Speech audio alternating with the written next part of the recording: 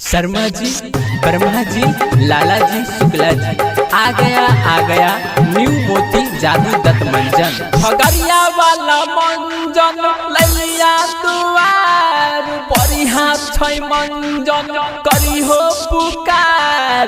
Doctor के झकास करता हो मोती जादू दत्त मंजन, पैरिया के साफ करता हो खगरिया के मंजन। खगरिया वाला मंजन लैया दुआर, बड़ी हाथ छै मंजन करी हो पुकार।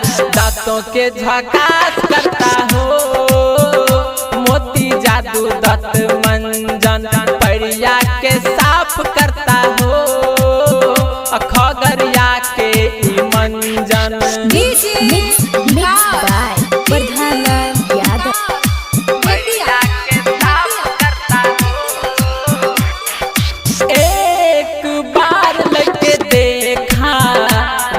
नहीं होता साप दी हो फेंका, 10 रुपया के छै काला काला दाग हट जाता रेखा।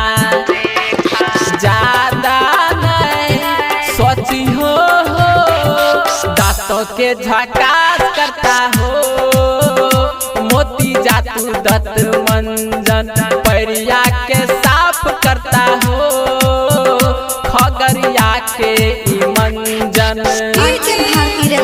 स्टूडियो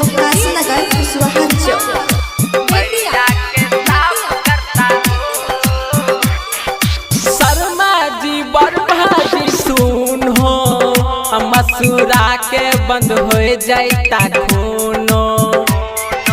दीपक कहे छबतिया साफ हो जाता तोहर सब दतिया।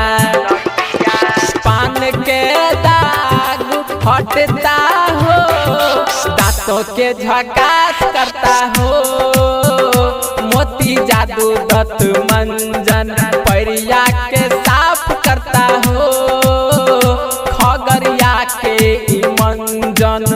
लेला प्रधान